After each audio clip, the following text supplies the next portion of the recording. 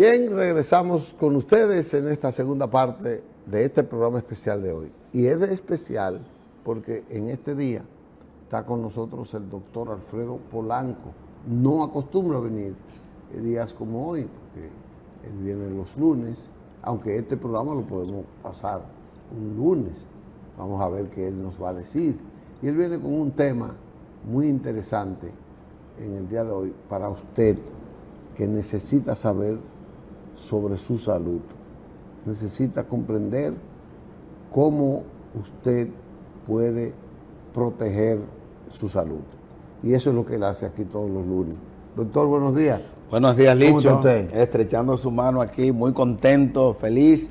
Hoy que es un día especial, día del natalicio del patricio Juan Pablo Duarte.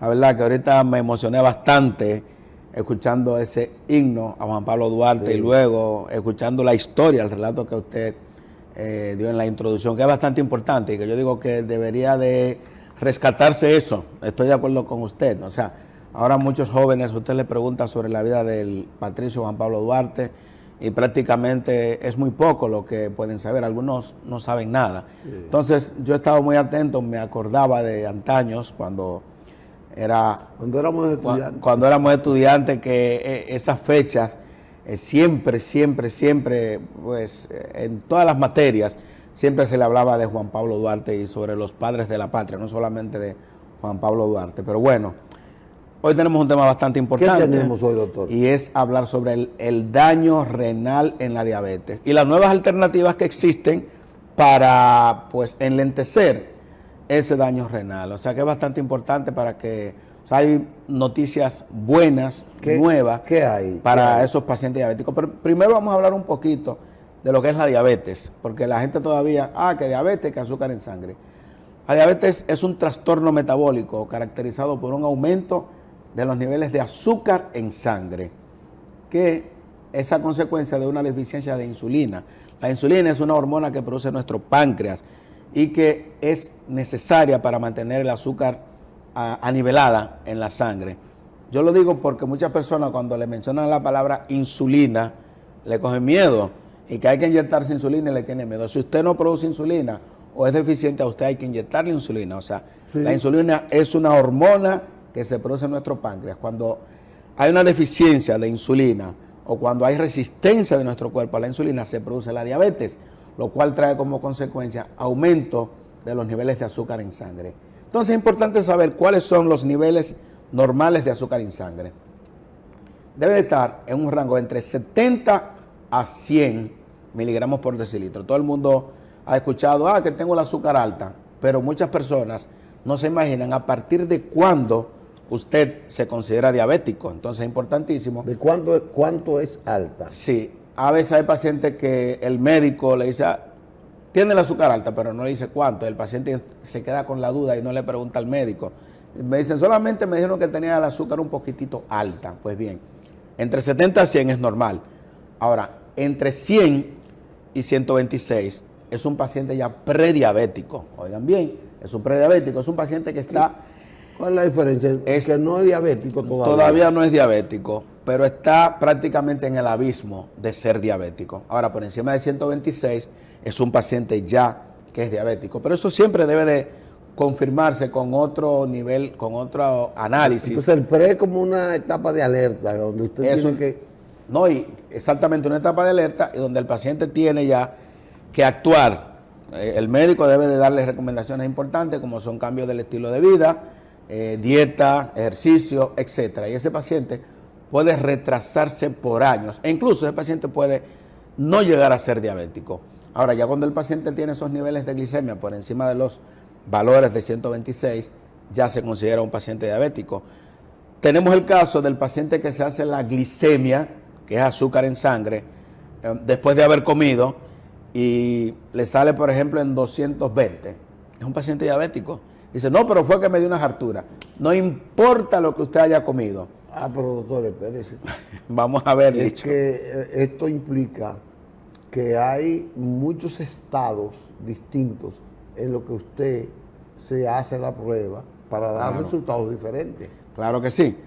Por eso a muchos pacientes se les manda a hacer un análisis que se llama glicemia en ayuna, que es la que nos hacemos en la mañanita, que tiene que estar por debajo de 100, y glicemia postprandial, que es cuando a usted se le da comida o se le da una carga de glucola y se le miden los niveles de glicemia, por ejemplo, 2 horas después.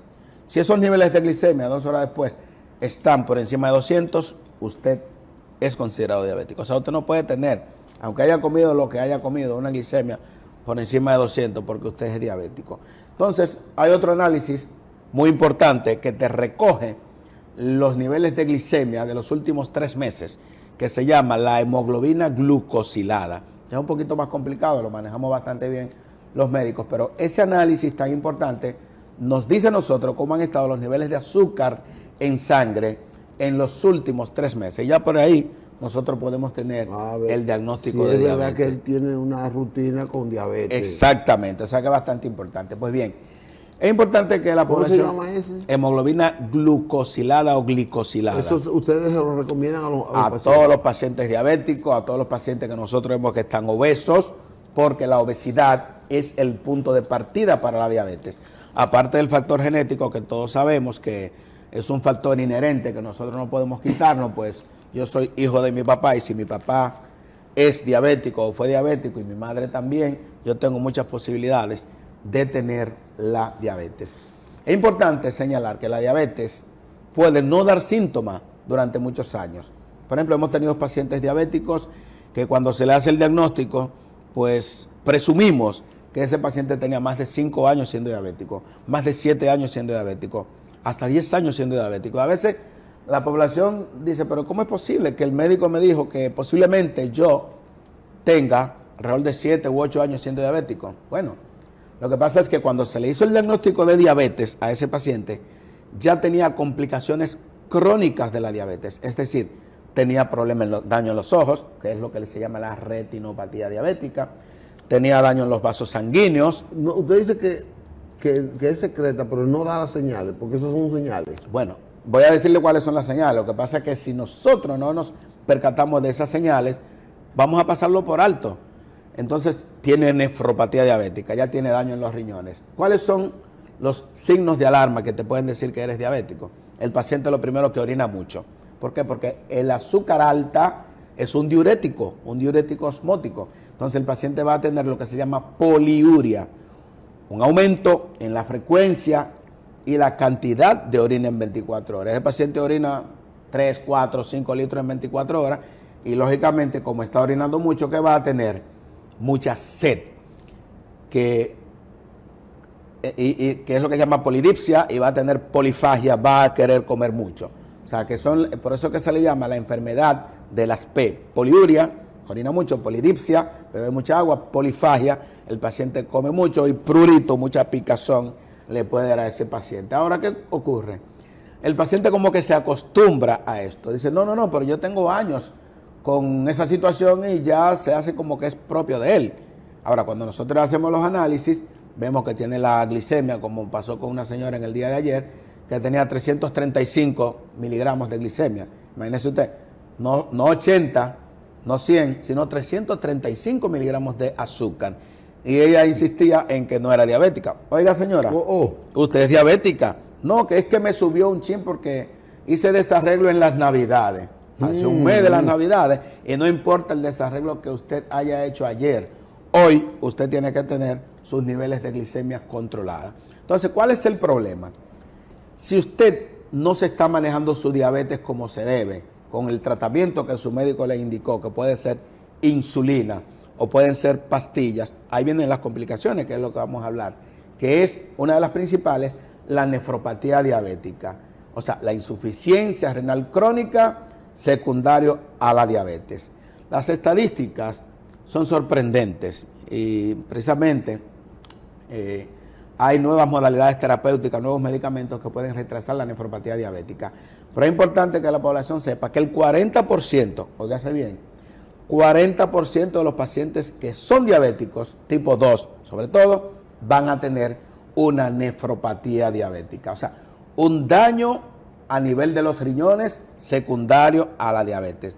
O sea, son estadísticas bastante sorprendentes, pero es así.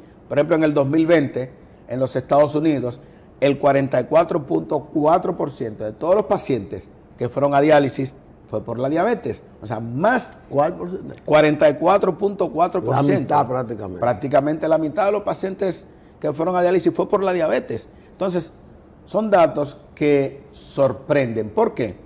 Porque la población, hay un porcentaje muy alto de la población mundial y la población dominicana que es diabética. Por ejemplo, según un estudio que se realizó en el Instituto Nacional de la Diabetes y la Universidad Iberoamericana en el año 2017, el 13% de la población dominicana es diabética y el 9 punto tanto por ciento es prediabética. Entonces, ¿qué tenemos aquí?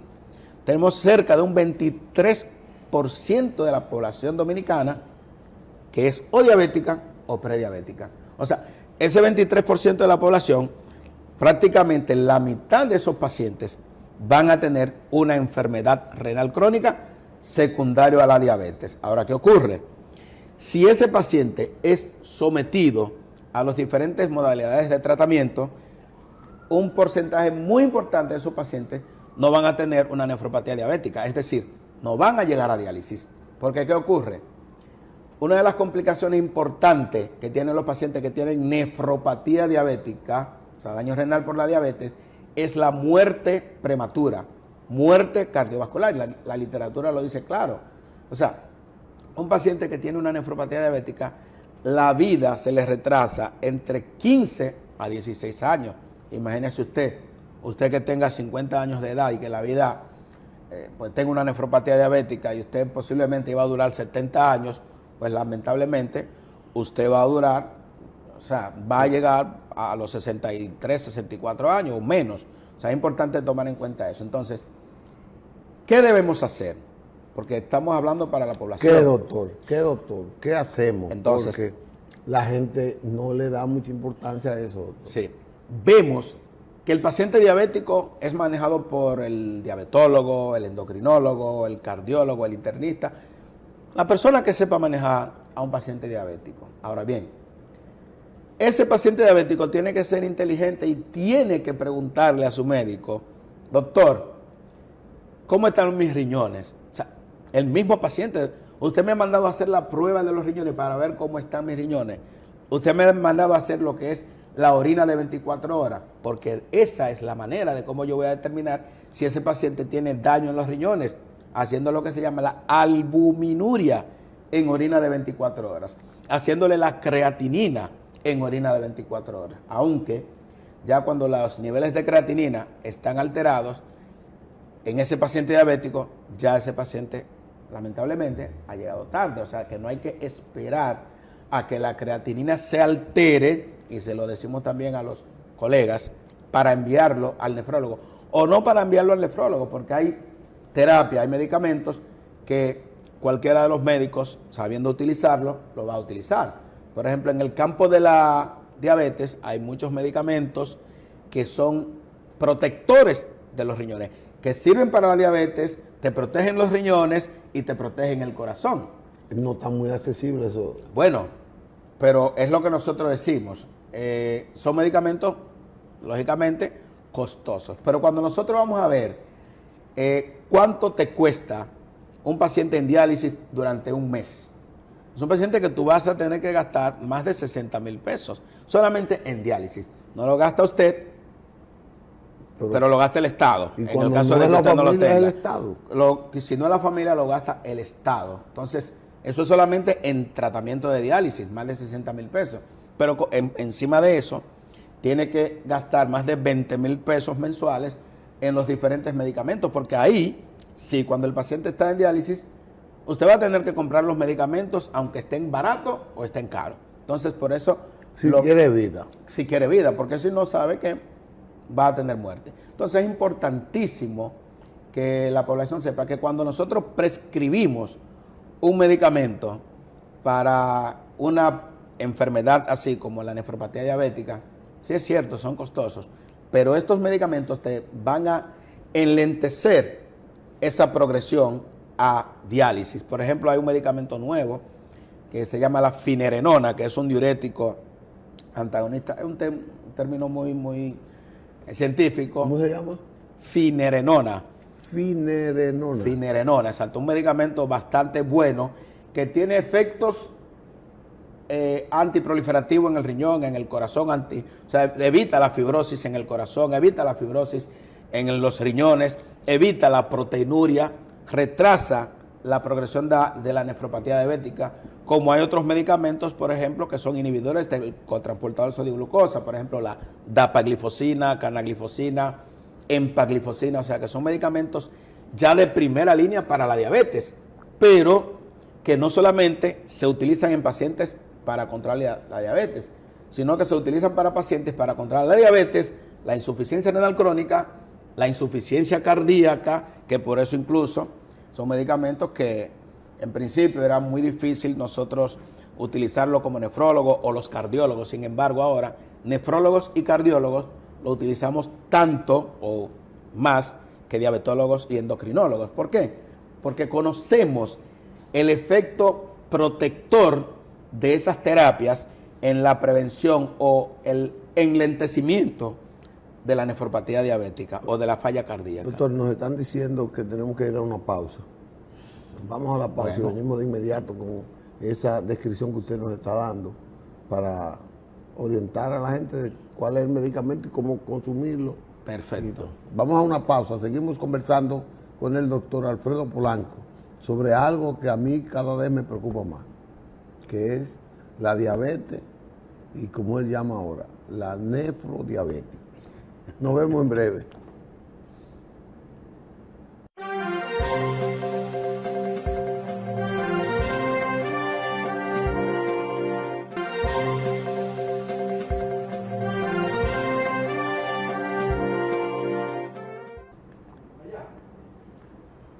Seguimos aquí con el doctor Alfredo Polanco en esta descripción de una enfermedad que cada día abarca a mayor cantidad de personas. Por algo que yo le voy a preguntar, doctor, porque yo veo esa situación. Primero, los medicamentos no están uniformes. Y segundo, un diabético, cuando se le descubre, tiene problemas con la familia, con el que le va a dar los alimentos, y no sabe cuáles son los alimentos claves para él detener el crecimiento de esa diabetes. No hay que darle gusto, no porque hay que darle gusto, hay que darle su yuca, su pan, mucha comida, su arroz. Doctor, eso es un dilema. Sí, precisamente, Licho, Licho parece que va a la consulta y a ver el médico con el paciente. Por ejemplo, precisamente en el día de ayer, que tenía consulta y vi 22 pacientes, muchos de los pacientes que llegaron descompensados me dijeron, doctor, es que estábamos en Navidad y entonces el mes de diciembre, pues me pasé. Entonces, ¿qué nosotros vemos? Una glicemia en 200 y pico, en 300, pero también vemos ahí que esa azúcar alta se va a convertir en grasa. Entonces vemos un colesterol alto en 200, en 300, vemos unos triglicéridos en 500, cualquiera se sorprende. Entonces, eso es a consecuencia de una dieta inadecuada o de romper la dieta. Entonces, ¿qué ocurre? Así como aumentó esa glicemia, que aumentó los niveles de colesterol, los niveles de triglicéridos, los niveles de ácido úrico, así también va a aumentar la eliminación de proteínas por la orina. Entonces, ese paciente va a decir, doctor, después que hice muchos desórdenes en la dieta, estoy orinando con mucha espuma, orina espumosa, que le hemos mencionado en múltiples ocasiones. Sí. Eso significa ya que ese paciente, los filtros, porque los riñones tienen, cada riñón tiene 1 millón de nefronas, que tiene 1 millón de filtros pequeñitos. Entonces esos filtros, a consecuencia del azúcar alta, se rompieron. ¿Cómo se rompieron? Ya no solamente va a pasar la orina, sino que va a pasar las proteínas, la albúmina por ahí, que la albúmina nosotros tenemos que tenerlo en nuestro cuerpo, pero cuando los riñones se dañan, es como si un colador se haya dañado, pasan la semilla de naranja y me va a contaminar el jugo, o no me lo va a contaminar, va a tener un elemento extraño. Un elemento extraño, exactamente. Eso pasa con la albúmina. Salió la albúmina, te va a ver esa orina espumosa, entonces vamos a tener albúmina baja en sangre. Como la albúmina está bajita en sangre, va a tener el paciente hinchazón, porque la albúmina en la sangre es la que evita que el paciente se hinche. Entonces va a tener un paciente edematizado, hinchado, como las mujeres cuando están embarazadas que tienen frenesí, preeclampsia. Eso mismo es lo que pasa. Entonces, eso pasa en el paciente diabético, con la diferencia de que una embarazada, el embarazo solamente dura 9 meses. Y se le va la hinchazón después. Correctamente, pero ¿cuánto dura la diabetes? Usted es diabético de por vida. O sea, la diabetes no se cura, hay que tener... Después, pero doctor, porque yo con... Ay, usted me ha dado una... No se preocupe, vamos a ver. No se cura la diabetes. No se cura después que usted está descubierto. Yo soy un ex diabético. No hay. No hay ex diabético. Hay muchos ex que no hay. No hay un ex diabético. Usted con una cirugía metabólica, usted puede controlar por un tiempo los niveles de azúcar. El paciente que se hace la cirugía bariátrica, por ejemplo. Pero ese paciente tiene detrás de la oreja y por donde quiera su diabetes. O sea que usted no puede descuidarse porque usted usaba insulina, usaba tantas pastillas y después que le hicieron una manga gástrica que usted perdió 100 libras, ya usted no necesita nada de eso. Usted sigue siendo diabético aunque no tenga la barriga. Usted tiene insulinoresistencia, o sea que en algún momento usted va a tener problemas. O sea que es importante eso. Con respecto a la dieta, es bastante importante. Yo le digo, doctor, porque la dieta vamos a hablar. Es que yo ayer me encontré una amiga que me dijo, tiene 25 años siendo diabética, pero me dijo, no, yo estoy ya, que ya yo no voy a hacer, ya yo no soy diabética y me van a eliminar los medicamentos y todo. Le van a eliminar los medicamentos. Vamos a ver eso. Porque si ayer estuvo utilizando los medicamentos y no le dio un bajón de azúcar, es porque lo necesita. O sea, ¿cómo que me van a eliminar? Generalmente el paciente que le hacen la cirugía metabólica, se le va disminuyendo la dosis de insulina, se le van disminuyendo los medicamentos antidiabéticos orales, etcétera, hasta ver. Pero no es que yo estoy usando hoy 20 unidades de insulina en la mañana, 10 en la noche, más una metformina, y me lo van a quitar de repente. Eso no es así. O sea, así no trabaja la medicina. Vamos a ver qué es lo que pasa con eso. Bueno, vamos con la alimentación. Entonces, la alimentación es un pilar bastante adecuado, porque si el paciente no lleva una alimentación adecuada, lógicamente ese paciente, aunque use la mayor cantidad de insulina y de antidiabéticos orales, ese paciente siempre va a estar descompensado metabólicamente. Y ahí es que viene el problema. O sea, usted puede tener unos niveles de azúcar en 200, 250 y 300 y no tener ninguna sintomatología, absolutamente nada. Pero esa azúcar alta es la responsable de ir dañándole todos los órganos. Entonces, por eso es que la permanencia de ese azúcar alta, esa persistencia, esa azúcar en el torrente sanguíneo. ¿De qué mueren los pacientes diabéticos? Es de infarto. ¿Por qué? Porque lo que va dañando el azúcar alta son los vasos sanguíneos. Esos vasos de pequeño calibre que irrigan al corazón, esas arterias coronarias, se van dañando. Se disminuye el flujo de las arterias coronarias al corazón y el paciente muere de infarto. Entonces, es el mismo mecanismo por el cual prácticamente se van dañando los riñones. Pues los riñones son vasos sanguíneos pequeños que se van a ir dañando lentamente, pero seguro, por la diabetes. Entonces, en la medida en que usted lleva una dieta más desordenada, en que usted dice, este medicamento no lo voy a comprar porque es muy caro o porque yo entiendo que ese medicamento me provoca daño a nivel del estómago o porque no lo tolero, vaya donde su médico que se lo cambie, porque tengo muchos pacientes que dicen, no estoy usando el medicamento porque la metformina que me indicaron tengo intolerancia a ella. Vaya donde su médico, que el médico le buscará la vuelta a eso. ¿Por qué? Porque hay una gran cantidad de medicamentos, una gran cantidad de alternativas actualmente para el manejo de la diabetes y de las complicaciones de la diabetes. Por ejemplo, ayer yo recibí a un paciente ciego, 44 años. Ciego por diabetes. Ciego por diabetes. Doctor, mire que quiero que me autorice una cirugía en láser que me van a hacer a ver si pueden rescatarme algo de la visión. Cuando yo veo 7.6 de creatinina y le digo yo, mire, wow, es duro, Licho, cuando usted va con su esposa a buscar una autorización para una cirugía y entonces el nefrólogo dice, pero mira, tiene la creatinina alta, es un paciente que necesita de diálisis. Doctor, ¿cómo? Pero yo estoy orinando bien, porque ese es el problema. Usted cree que está orinando bien, pero usted está eliminando muchas sustancias por la orina, proteínas, que no debe, 8.000 miligramos de proteína estaba eliminando esa persona, cuando lo normal es que no se eliminen más de 140 o 150 miligramos. 8.000 miligramos. Yo hasta le tiré foto a esos análisis. Entonces, es algo que es penoso. ¿Cuántas veces usted había ido al nefrólogo? Doctor, Entonces no se puede hacer la cirugía hasta que no... Bueno, ya la cirugía entra en un segundo plano. En primer plano entra la nefropatía, el daño, que ya un paciente que hay que prepararlo para diálisis.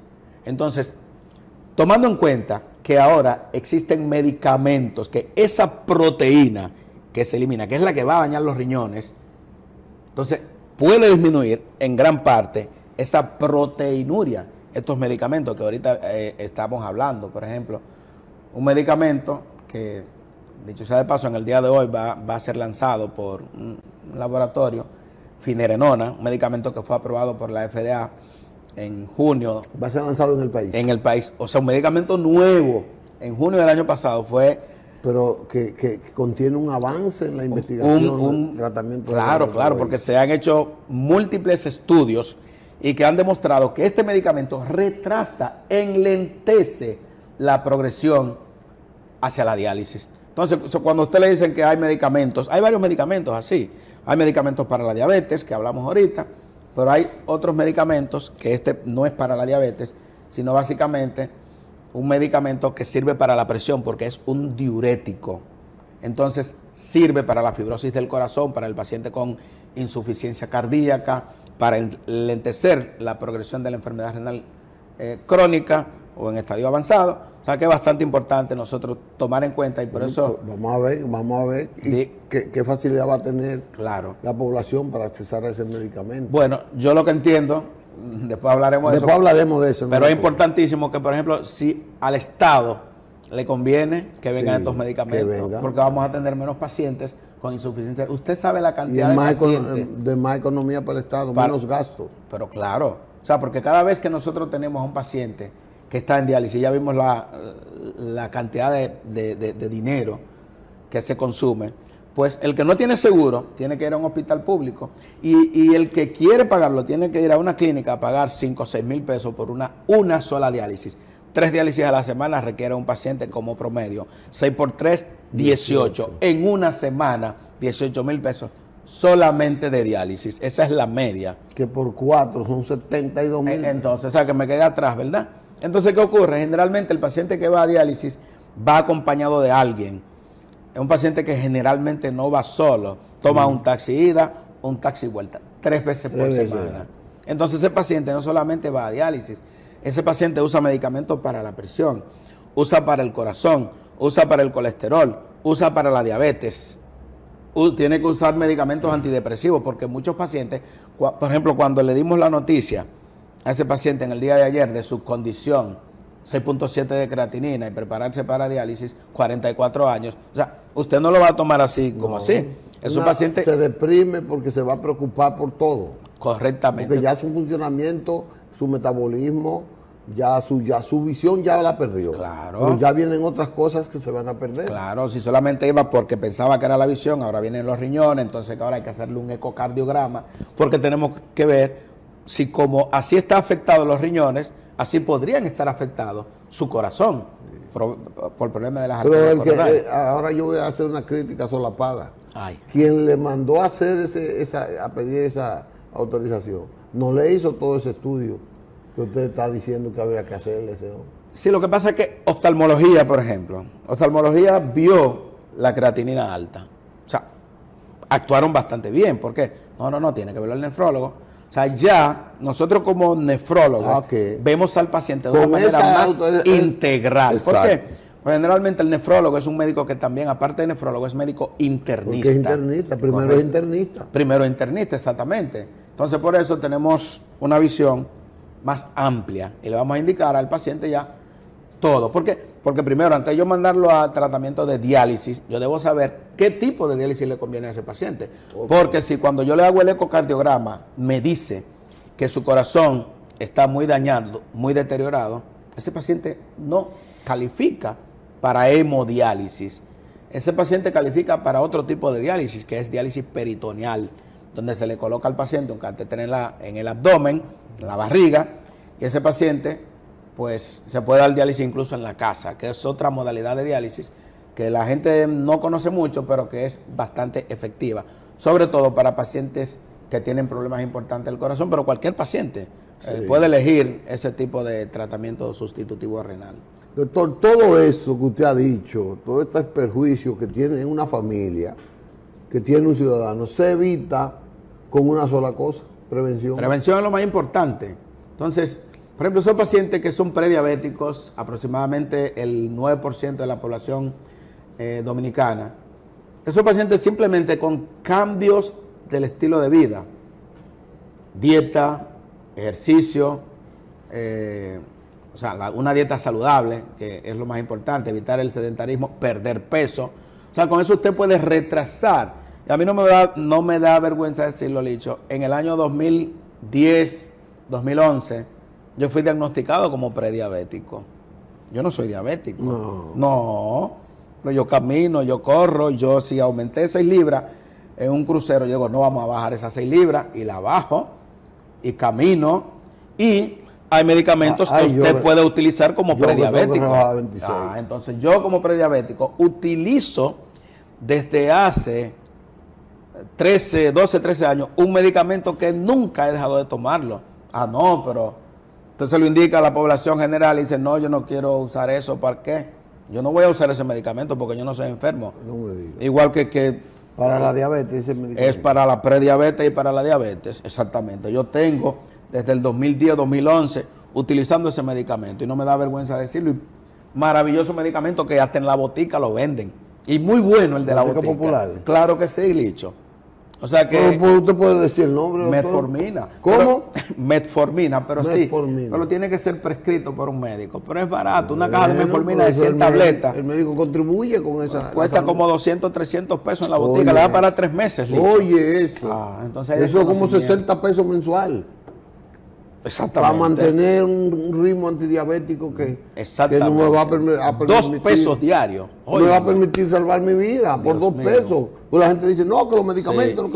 Pero brevemente, Licho, con eso, sobre los medicamentos de la botica, que la gente desconfía tanto. Señores, hay de todo en la viña del Señor, pero hay múltiples medicamentos que yo le digo, mire, ese medicamento usted lo puede adquirir. Pero doctor, ¿en la botica? Claro que sí. En la botica popular usted puede comprar ese medicamento, es el mismo medicamento, pero la reducción importante de precio. Contrale. Doctor, ya Manuel nos vino a increpar de que tenemos que detener. Oye, yo pensé que interesantísimo conversatorio. Yo pensé que yo era un catcher, un pelotero, haciendo más señas que sí, aquí, doctor. Pero vamos a tener que continuar este programa en otra ocasión para nosotros sacarle una ventaja y que la gente que nos ve, los fieles seguidores suyos de este programa, pues sepan cómo aquilatar esta expresión, esta cátedra que usted da.